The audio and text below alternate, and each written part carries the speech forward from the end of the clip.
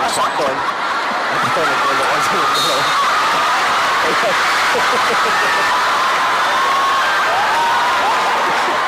Yung dalawa.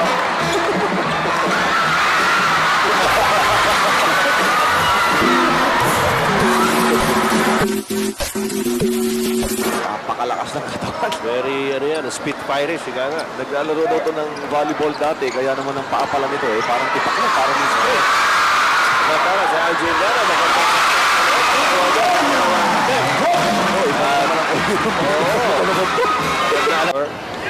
Algeriana, baseline drive. Got it on the way. Offensive foul si Joma, pero wala din Kaya tira. nakakuha ng magandang tingin sa basket yan, ang hirap pigilin. Algeriana, umatake na naman, pero natapik yung bola sa kanyang mga kamay. Tuhan, Sibugan. oo, kailangan, gano'n. Kaya kailangan kondisyon ka. Ayan. Isang dalawang rebound na yan. Pigilan, pagka ganun kalapad. Ito. Na-drive.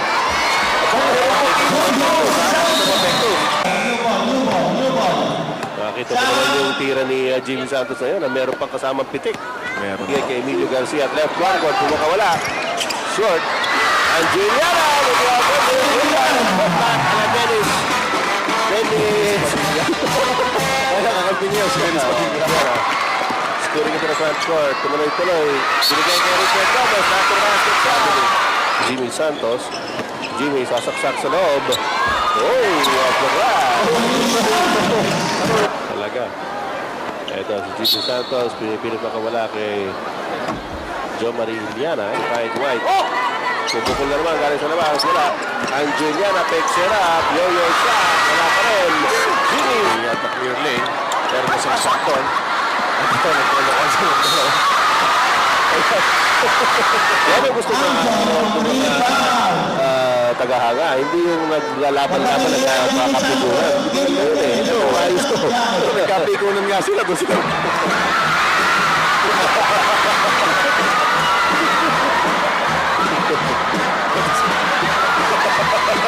Ayan ang nangyari sa Richard. Pinasa kay Angeliana. Angel, let's go! Uy, montik na maging 3-point play. Kilalang, gano'n pa ka-importante sa kanya? And say, one of the best writers who showed his